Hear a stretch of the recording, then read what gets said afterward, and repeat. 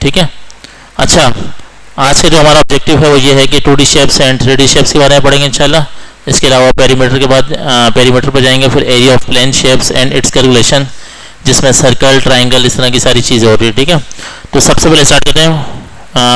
Number 1 पे क्या है, 2D shapes and 3D shapes. ठीक है, तो यहाँ पे मैंने हैशटैग दिया हुआ मैथ इज़ फन। आपको पता होगा मैथ इज़ फन एक वेबसाइट है, वहाँ जाके इसको देखना होगा। ठीक है, mathisfun.com एंटर दबाया तो ये वेबसाइट आ गई। तो यहाँ पे आपके पास ज्योमेट्री के सेशन आ रहे हैं। डेटा हम लोगों ने कवर कर लिया था। ठीक है, अब ज्योमेट्री की बारी आ गई। हाफिज़ आप इधर आओ, इधर आओ। अच्छा ठीक है, ज्योमेट्री में क्या होता है, geometry is all about shapes and their properties. ठीक है, ज्योमेट्री का मतलब क्या है, all about shapes and their properties, उसकी क्या खसूसियात होती हैं। ठीक है, उसके हवाले से। अच्छा, प्लेन ज्योमेट्री क्या होती है, सॉरी मैं आपको ज्योमेट्री पढ़ाने लग गया। हमारा जो ऑब्जेक्टिव है वो ये है 2D एंड 3D शेप्स। ठीक है, तो प्लेन ज्योमेट्री क्या होती है, is of flat shapes like circle, lines, ये सारी चीज़ें क्या होती हैं, प्लेन शेप। ठीक है, और ये सॉलिड ज्योमेट्री है, is about 3 dimensional objects like cubes, prisms, यानी वो चीज़ें तीनों साइड से नज़र आ रही होती है। ठीक है, जैसे आपके पास मोबाइल है 3D है, आपको उसकी लंबाई चौड़ाई ये तो नज़र आ रहा है, उसकी मोटाई भी नज़र आती है। जी, कंट्रोल नहीं है आपकी स्क्रीन, कंट्रोल है, चले मैं कर लेता हूँ। नहीं हुआ, let me refresh it and then, अब हो गया। ठीक है, आवाज़ आ रही सबको क्लियर, आप काम कर रहे हैं, स्क्रीन बताओ आपको क्या काम कर रहे हैं। ये एक्सेल वाली, ये वाली, ये वाली, control A, select all, then press this and then screen lock. Okay, अच्छा यहाँ पे आते हैं, तो आपके पास ये बहुत सारी चीज़ें आ रही हैं 2D शेप्स वगैरह। तो इसको सबसे पहले ओपन कर लेते हैं। 2D शेप्स क्या होते हैं, वो शेप्स जो आपके पास प्लेन शेप होती है वो आपके पास 2D शेप्स कहलाती हैं। ठीक है, जो मतलब आपको इस सामने लाइन शो हो रही होती है। प्लेन और 2D shapes has 2 dimension such as width और height and height but not thickness, लंबाई चौड़ाई उसकी महसूस हो सकती है लेकिन इसकी मोटाई आप उसकी नहीं मालूम कर सकते। ठीक है, अच्छा, पॉलीगॉन वो शेप्स होती हैं जो किसी भी किस्म की हो सकती है, चाहे वो ट्राइंगल हो, सर्कल हो, यानी कोनों वाली, एजेस वाली तस्वीर है। यानी इसमें कितने एजेस हैं, कितने कोने हैं, इसमें 3 कोने हैं। ठीक है, जिसको आप लोग एजेस कहते हैं, EDGES। इसकी 4 एजेस हैं या 4 साइड्स हैं, इसकी 5 साइड्स हैं। अच्छा, इसको पढ़ने का तरीका क्या, अगर 3 है तो ट्राइंगल नाम लेंगे, अगर 4 है तो स्क्वायर है, ये तो आपको पता होगा। ठीक है, अच्छा देखिए, इसकी 5 एजेस हैं, इसको क्या कहते हैं, पेंटागन। ठीक है, और ये 6 साइड्स हैं, इसको हेक्सागन कहते हैं। ठीक है, और इसी तरह से 7 को हेप्टागन, ऑक्टागन 8 को कहते हैं, और 9 को नोनागन एंड डेकागन 10 को कहते हैं। ठीक है, इनके नाम है, साइंटिफिक नेम है। ठीक है, अच्छा अब नीचे आते हैं। अच्छा, ये पॉलीगॉन शेप है क्वाड्रिलेटरल, यानी वो शेप होती है जो थोड़ी सी टेढ़ी होती है। ठीक है, ये आपके सामने नज़र आ रही होगी। और एक शेप होती है रेक्टेंगल। ठीक है, जो आपके पास लंबाई जितनी मर्जी हो लेकिन इसकी चौड़ाई बराबर होती है। ठीक है, लेकिन अगर लंबाई एक साइड से है तो दूसरी साइड से लंबाई भी इसकी बराबर होगी, और सेम इसी के पैरेलल उसकी हाइट भी बराबर होगी दोनों साइड से। ठीक है, और कर्व शेप्स क्या होती हैं, जो सर्कुलर शेप्स होती हैं। और ये आपको पता है क्या होता है, रेडियस। रेडियस क्या होता है, ये आपका सर्कल है, सर्कल जो सेंटर वाला पार्ट है वो क्या कहलाता है, सेंटर पॉइंट कहलाता है। और यहाँ से लेके यहाँ तक का जो एरिया होता है वो क्या कहलाता है, रेडियस। तो एक सर्कल में 2 रेडियस होते हैं, ये बात याद रखना। अगर मैं यहाँ से इसको मेजर करना शुरू करूँ, नापना शुरू करूँ, यहाँ से लेके यहाँ तक, तो पूरा एक डायामीटर बनेगा। तो आप कह सकते हैं कि मैं यहाँ पे लिख देता हूँ, डायामीटर पता है आपको, diameter is equal to 2 radius. ठीक है, एक सर्कल में एक डायामीटर होता है और उस डायामीटर के अंदर 2 रेडियस होते हैं। तो आप कह सकते हैं कि एक सर्कल में 2 रेडियस होते हैं। ठीक है, ये आपको पता होना चाहिए कि एक डायामीटर किसके बराबर होता है, 2 रेडियस के। तो यहाँ से लेके इस एरिया से लेके यहाँ तक जो आप मेजर करेंगे, ये एक पूरा एक डायामीटर है। और उस डायमीटर के अंदर 2 रेडियस होते हैं, ठीक है। यहाँ से लेके ये सेंटर पॉइंट तक एक रेडियस और इस सेंटर पॉइंट से यहाँ तक दूसरा रेडियस हो सकता है, ठीक है। अच्छा, ये आपको एलिप्स है। अच्छा, these are also 2D shapes that are not polygon because they have curves. ये शेप्स कर्व्स वाली हैं, इनके एजेस नहीं है, कोने नहीं है, ठीक है। तो आप इसको कर्व शेप्स कहते हैं, ठीक है। एलिप्स क्या होता है? ये आपके सामने शेप शो हो रही है, एक अंडानुमा, ठीक है। एग्जैक्ट सर्कल नहीं है, अंडानुमा, ठीक है। इसकी लेंथ बड़ी हो सकती है। अच्छा, 3D शेप्स में क्या होता है? 3D शेप्स को भी ओपन कर लेते हैं यहाँ से। 3D शेप मतलब आपको उसकी लंबाई चौड़ाई तो नजर आती है, उसकी मोटाई भी नजर आती है, ठीक है। यानी आपके पास ये शेप क्या है? 3D है, ठीक है। आपने पढ़ा होगा मैट्रिक क्लास में कि 3 एंगल होते हैं, 3 एक्सिस होते हैं, एक्स, वाई और जेड एक्सिस, ठीक है। अगर मैं आपके सामने बात करूँ, ये आपके पास जो स्क्रीन है, इसका जो एक्स एक्सिस है, आपको क्या लग रहा है? 32 इंच की स्क्रीन है ना ये। तो इसकी जो क्या बोलते हैं, जो हाइट विड्थ है, लंबाई जो है वो 32 इंच कह लें आप लोग, ठीक है। और जो उसकी हाइट है वो क्या है, कितनी है? 28 या 24 कह रहे हैं आप, ठीक है।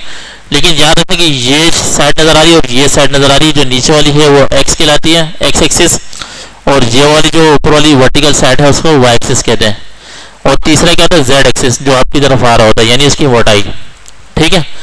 तो ये आपके पास मार्कर नजर आ रहा है, आपको उसकी लंबाई नजर आ रही है और उसकी चौड़ाई नजर आ रही है और कितनी मोटाई है वो आपको नजर आ रहा होगा यहाँ पे, कितनी मोटाई है, ठीक है।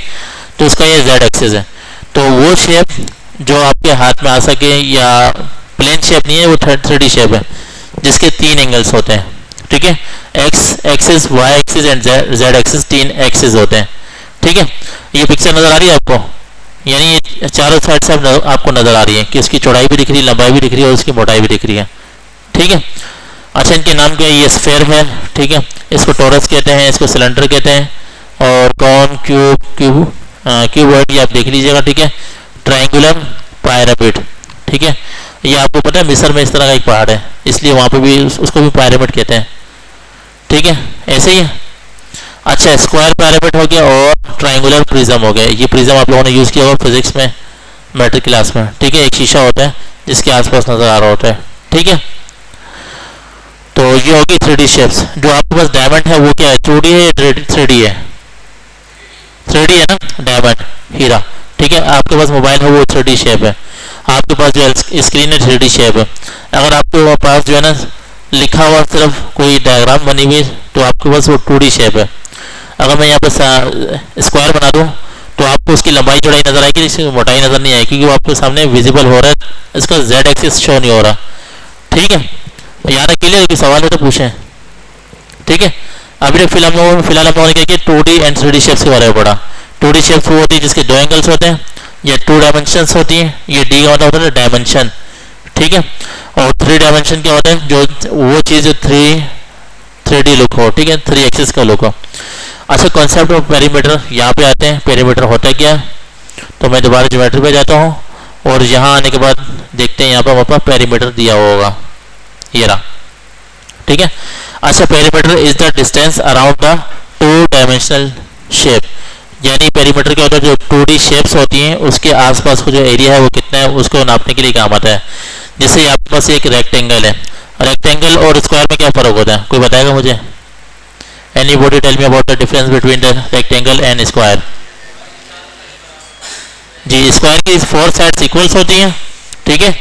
और अगर बात की जाए रेक्टेंगल की, उसकी 2 साइड्स इक्वल होती हैं, ठीक है।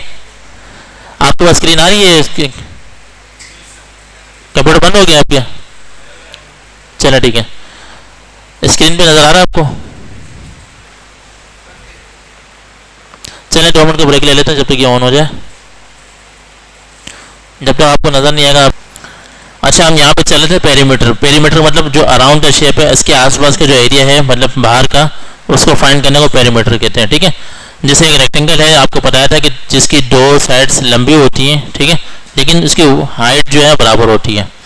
तो उसकी जो साइड्स लंबी होती हैं वो भी इक्वल होती हैं, लेकिन याद रखना कि स्क्वायर में क्या होता है? चारों साइड्स बराबर होती हैं, और यहाँ पे क्या होता है? रेक्टेंगल में 2 साइड्स बराबर होती हैं, 2 साइड्स दूसरी बराबर होती हैं, ठीक है। अच्छा इसका साइज अगर 3 सेंटीमीटर लेट सपोज दिया हुआ तो 7 3 7 3 इन सबको प्लस करेंगे क्या आएगा 20 आएगा। तो आप कह सकते हैं इस रेक्टेंगल का जो आपको दिया हुआ इसका पेरीमीटर क्या है 20 है। ठीक है, इसी तरह से आपके पास पेंटागन 5 कोनों वाली तस्वीर आ गई पेंटागन, ठीक है, जिसको 5 एजेस वाली कहते हैं। ये सबकी साइड्स 3 सेंटीमीटर के बराबर है, तो इसको कैलकुलेट कैसे करेंगे 3 + 3 + 3 + 3 ये 5 दफ़ा लिखेंगे या इक्वल लगा दें 5 × 3 लिख दें तो इसका आंसर 15 आएगा। ठीक है, तो इसी तरह से ये आपके पास सर्कमफेरेंस है, the perimeter of a circle is called circumference. ये सर्कल की जो अराउंड शेप है यानी बाहर का एरिया है उसको कैलकुलेट करने के लिए आपके पास एक फार्मूला है circumference is equal to 2 pi multiply by radius. ठीक है, एक फार्मूला है। तो ये जो आपके मैथमेटिक्स से जो एक्सपर्ट होते हैं उन लोगों ने ड्राइव किया होता है तो सेम एज इट इज लिखना पड़ता है। ठीक है, अच्छा 2 पाई की वैल्यू 3.142 होती है, कांस्टेंट वैल्यू आपको पता होगा, और रेडियस अगर आपके पास 10 दिया हुआ तो 10 से मल्टीप्लाई कर देंगे। ठीक है, अच्छा यहाँ पे देखें इनके कुछ फार्मूलाज हैं पेरीमीटर के। ये ट्राइंगल है तो ये देखें ये इनके पेरीमीटर फाइंड करने के हैं, ये बाहर का area a + b + c, square के लिए क्या 4 × a, यानी आप कह सकते हैं a+a+a+a, यानी 4 साइड्स को प्लस प्लस करेंगे तब जाके आपके पास आ जाएगा, नहीं तो आप डायरेक्टली इसको 4 से मल्टीप्लाई कर रहे हैं a से। ठीक है, रेक्टेंगल में फार्मूला क्या आपके पास पेरीमीटर का equal to 2 perimeter = 2 × a + b। ठीक है, तो कॉपीज लाएं आप लोग। ठीक है, सेक्टर का पेरीमीटर है और ये आपका एलिप्स का पेरीमीटर है। चलें ठीक है, अभी कॉपी का वर्क बाद में करते हैं, अभी फिलहाल इसको देख लें। ठीक है, तो आपके पास क्या हो गया पेरीमीटर भी कवर हो गया। पेरीमीटर क्या होता है किसी भी 2D शेप का आसपास का जो एरिया होता है सबका टोटल फाइंड करने को क्या कहते हैं पेरीमीटर। सब टेंस समझ में आ रहा है आपको? अगर सर्कल का एरिया फाइंड करना हो उसको क्या कहते हैं सर्कमफेरेंस। ठीक है, अच्छा एरिया ऑफ प्लेन शेप वो होती है जो 2D शेप्स होती हैं। ठीक है, अब इसकी कैलकुलेशन के ऊपर आते हैं, तो इसके लिए क्या करते हैं एरिया ऑफ प्लेन शेप। मैं ज्योमेट्री पे दोबारा आता हूँ यहाँ पे, और यहाँ पे नज़र आएगा आपके पास प्लेन शेप के नाम से। ठीक है, नज़र आ रहा है किसी को प्लेन शेप? नहीं नज़र आ रहा, ये रहा एरिया ऑफ प्लेन। ठीक है, एरिया पढ़ा है आप लोगों ने कभी? एरिया को एक नज़र देख लेते हैं, है क्या? Area is the size of a surface. आपके पास सरफेस पर जितना भी साइज आ रहा है वो आपके पास एरिया कहलाता है। ठीक है, तो this shapes all have the same area of 9 1 2 3 4 ये 9 का एरिया है। ठीक है, अच्छा एरिया ऑफ सिंपल शेप। ठीक है 3 5 आपके पास साइड नज़र आ रही है और इसकी हाइट नज़र आ रही है। ठीक है, और इसका फार्मूला क्या होगा area is equal to width multiply by height. Width क्या होता है आप बताओ? विड्थ WIDTH ये लिखा हुआ ना, हाँ क्या है विड्थ का मतलब क्या होता है उर्दू में? चौड़ाई, वो तो वो बता रहे ना। ठीक है, और हाइट क्या होता है? ऊंचाई। ठीक है, अब यहाँ पे देखें ये आपके पास विड्थ है चौड़ाई है 5 और ये है 3, और एरिया का फार्मूला क्या होता है विड्थ मल्टीप्लाई बाय हाइट। ठीक है, तो आपने क्या करना है यहाँ पे इस W की जगह पे क्या पुट करना है 5 या 3 बताओ? 5 पुट करेंगे ये लिखा हुआ, और हाइट क्या हुआ 3, इन दोनों को मल्टीप्लाई करें तो आपके पास आंसर आएगा 15। तो आप कह सकते हैं इस रेक्टेंगल का जो एरिया है वो कितना है 15। ठीक है, और इसी तरह से अगर आपके पास अगर स्क्वायर दिया जाए तो आपको पता है स्क्वायर की चारों साइड्स बराबर होती हैं, तो साइड एक साइड ठीक है तो साइड को साइड से मल्टीप्लाई कर देंगे तो आपके पास आ जाएगा। ठीक है, जैसे ये M1 है ये M2 है, सॉरी 1M है ये भी 1M है। ठीक है, स्क्वायर मीटर का फार्मूला यहाँ पे शायद दिया होगा उसने, चले नहीं दिया हुआ यहाँ पे देख लेते हैं।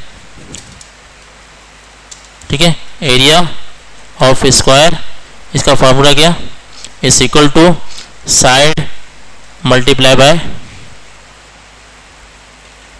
साइड। आपको पता है कि इसकी दोनों साइड्स बराबर होती हैं, सॉरी दोनों वर्टिकल साइड दोनों हॉरिजॉन्टल साइड्स बराबर होती हैं, तो एक साइड और दूसरी साइड जब बराबर होती है दोनों को आपस में मल्टीप्लाई कर देंगे। ठीक है, अगर आपके पास एरिया ऑफ स्क्वायर दिया हुआ है कितना यानी एक साइड इसकी 10 की है तो 10 से डायरेक्ट मल्टीप्लाई कर देंगे तो आपके पास आंसर क्या आएगा इक्वल 100। ऐसे ही है, तो आप कह सकते हैं कि आपका जो एरिया ऑफ स्क्वायर है वो आपको 100 सेंटीमीटर है। ठीक है, ये चीज़ समझ में आ रही है आपको?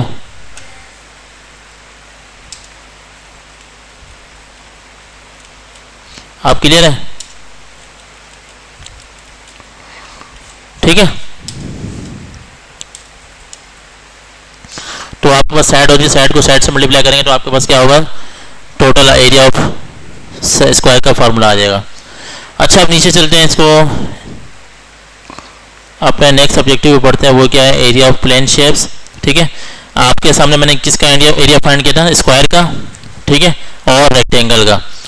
ठीक है, स्क्वायर का और रेक्टेंगल का। अभी आपने क्या करना है, ट्राइंगल का भी फाइंड करना है और सर्कल का भी फाइंड करना है। ठीक है, तो सर्कल और ट्राइंगल के लिए स्पेशल फार्मूला होता है। ठीक है, आपको याद है, आप लोगों ने मैट्रिक क्लास में पढ़ा होगा, स्क्वायर का और सर्कल का फार्मूला होगा। ठीक है, एक काम करता हूँ, मुझे एरिया ऑफ स्क्वायर यहाँ पे नज़र नहीं आ रहा, सॉरी सर्कल, तो मैं कंट्रोल F दबाता हूँ, कंट्रोल F, और यहाँ पे लिखता हूँ सर्कल। ठीक है, तो एरिया ऑफ सी, ये क्या लिखा हुआ आ रहा है, ठीक है, the circle has a radius of 2.1 metre.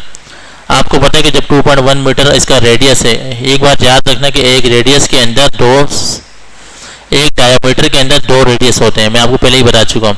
यानी इस सेंटर वाले पॉइंट से लेके यहाँ तक जो आपके पास आ रहा वो रेडियस है, लेकिन जाहिर सी बात है जब ये एरिया खाली पड़ा यहाँ से लेके यहाँ तक का ये भी एक रेडियस है, तो दो रेडियस होते हैं। ठीक है, अच्छा 2.1 मीटर दिया हुआ तो इसका फार्मूला क्या है, area is equal to pi R square, pi को मल्टीप्लाई कर देंगे आर स्क्वायर से। ठीक है, अच्छा 2.1 मीटर दिया हुआ तो उसका एरिया कैसे फाइंड होगा, ये देखें, एरिया इज इक्वल टू 3.141, कोई एक कांस्टेंट वैल्यू है। ठीक है,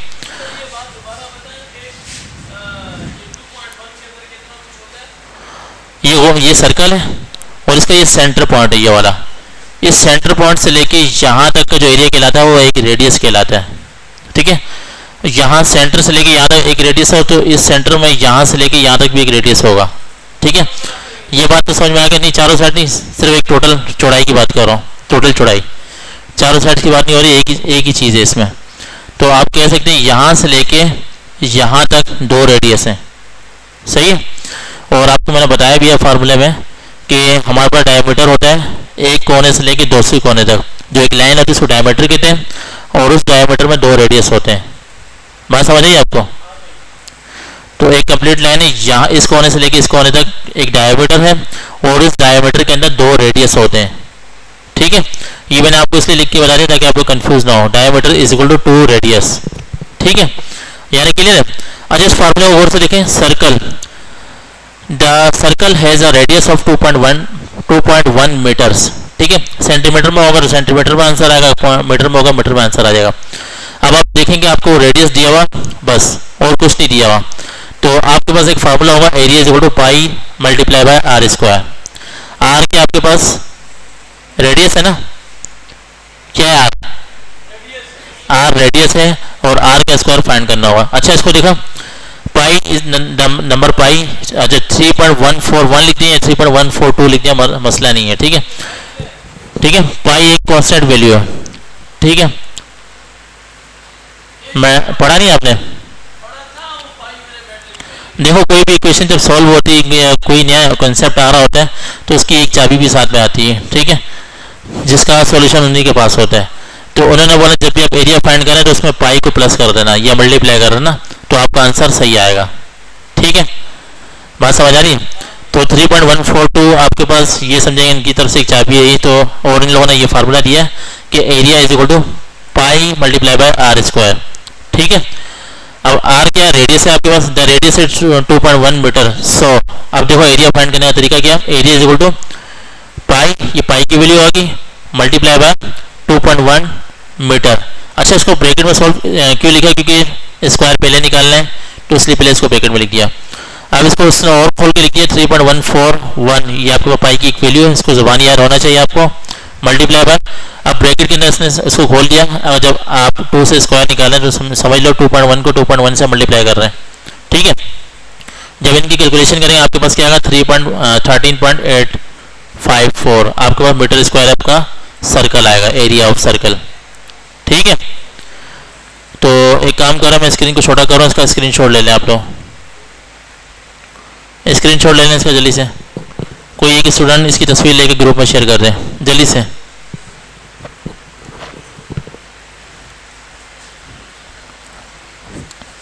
any one student capture one photo and then upload in the group. Okay, after this class. ले लिया? मैं आपकी तरफ देख रहा हूँ. आपका मोबाइल तो चला गया था, वापस आ गया. ले लिया था. चलो ठीक है, आपके पास सर्कल आ गया. अच्छा, ट्राइंगल यहीं कहीं होगा, ढूंढना पड़ेगा. तो ढूंढने से तो आपको पता है खुदा भी मिल जाता है. ठीक है, एक काम करते हैं, सर्कल को जगह यहाँ पे फाइंड करते हैं. आपको पता है किसी भी वेबसाइट पे जाओ, कंट्रोल F दबाओ, फाइंड का ऑप्शन ऊपर आ जाता है. यहाँ पे देखो ट्राइंगल नज़र आ रहा है किसी को?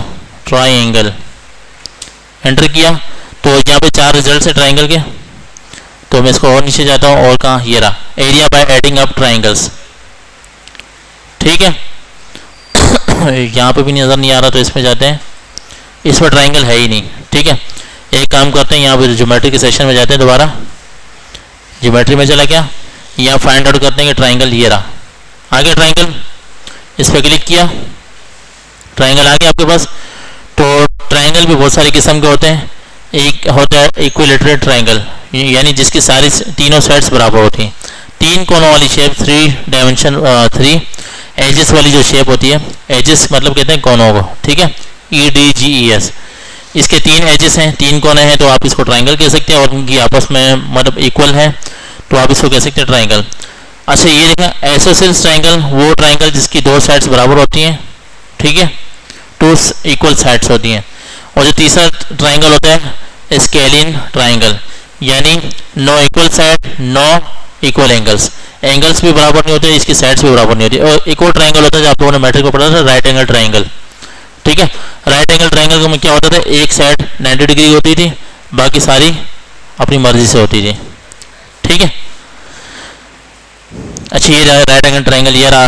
ठीक है, अच्छा व्हाट टाइप ऑफ ट्राइंगल, ये एक्यूट ट्राइंगल है. ठीक है, और ये आपके पास राइट एंगल है. अच्छा, all angles are less than 90, तो ये आपको एक्यूट है. इसको जितना पढ़ेंगे समझेगा आपको उतना समझ में आएगा, वरना ऊपर से जाएगा. ठीक है, ऑब्ट्यूज एंगल में क्या होता है, has an angle more than 90 degree. 90 degree से ऊपर जो एंगल होगा जिसमें, वो आपका कहलाएगा ऑब्ट्यूज एंगल. ठीक है, अच्छा इसका एरिया फाइंड करना है. एरिया के लिए इसका फॉर्मूला होगा यहाँ पे, किसी को फार्मूला याद है एरिया ऑफ ट्राइंगल का? 1/2 इस तरह कुछ आता था. चले मैं यहाँ पे पूछता हूँ अपने बुजुर्गों से. ठीक है, ChatGPT ओपन करता हूँ और यहाँ पे जाके पूछता हूँ, please give me the formula to find area of triangle.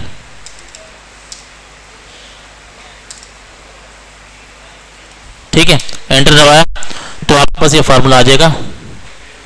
अल्लाह करे आ जाए, बस आ गया. देखिए area equal to 1/2 base multiply by height. ठीक है, अच्छा बेस क्या होती है, जो नीचे वाली साइड से होती है, और हाइट क्या होती है, जो उसकी परपेंडिकुलर वाली साइड होती है, जो 90 डिग्री वाली होती है. ठीक है, आपने क्या करना है, इन सबको आपस में मल्टीप्लाई करेंगे. 1/2 आपने AC लगाना है, 1/2 क्योंकि ये भी कांस्टेंट वैल्यू है, और बेस और हाइट आपने आपस में कैलकुलेट करना. तो आपके पास क्या आ जाएगा, फार्मूला. ठीक है, give me one complete question with their solution. ठीक है, अभी मैं इसको बोल रहा हूँ कि एक सवाल दो और उसी के साथ उसका जवाब भी दो. ठीक है, calculate area of triangle with the base of 8 units and height of 5 units. यानी आपको 8 यूनिट्स के दिया, बेस दिया और हाइट के दिया हुआ 5 यूनिट. अब इसको to find area of triangle, ये आपने इस फार्मूले की मदद से क्या करना है, इसको फाइंड आउट करना है. ठीक है, substitute the given values into the formula. जो वैल्यू सारी आपने इसको उतार देना है. बेस की जगह पे क्या करना है, क्या लिखना है, यहाँ पे देखें बेस की जगह पे, ये बेस की जगह बेस कितनी दिया, 8 दिया हुआ, तो 8 लिख दिया. और हाइट कितना दिया हुआ, 5 दिया हुआ सवाल में. ये रहा सवाल, और से देख लें, ये रहा.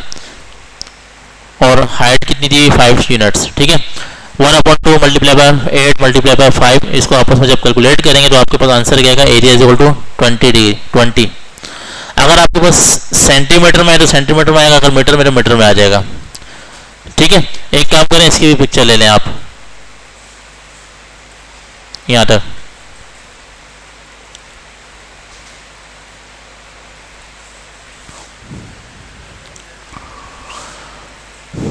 Any one student capture one photo and then share in the group. Okay, आप लोगों ने घर पे जाना है, इसको कॉपी में लिख के लाना है, ठीक है। You should have a copy from next class. So यानी क्लियर है। अच्छा, मेरे तो अल्हम्दुलिल्लाह सारे ऑब्जेक्टिव क्लियर हो गए। स्क्वायर भी बता दिया, ट्रायंगल भी बता दिया, सर्कल भी बता दिया, ठीक है। अगर आपको नहीं समझ में आ रहा हो तो आप एक दफ़ा ChatGPT से जाके पूछेंगे please tell me about a circle and please give me one simple question and their answer, ठीक है, एंड देयर सोल्यूशन। आंसर तो खाली वो एक लाइन करेगा, अगर आप सोल्यूशन मांगेंगे तो आपके पास same as it is solution आ जाएगा जिस तरह से इसने सब सॉल्व करके दिया, ठीक है। ये कर लेंगे आप लोग। चलें एक काम करें, आप लोग इसको ओपन करें, इसको एक दफ़ा रीड करें, ठीक है। और मैं आपसे पूछूंगा ट्रायंगल कितने किस्म के होते हैं, एक तो बहुत सारे किस्म के होते हैं, ठीक है। और रेक्टेंगल ट्रायंगल और आइसोसेलेस ट्रायंगल, ये सारी चीज़ें मैं पूछता हूँ आपसे।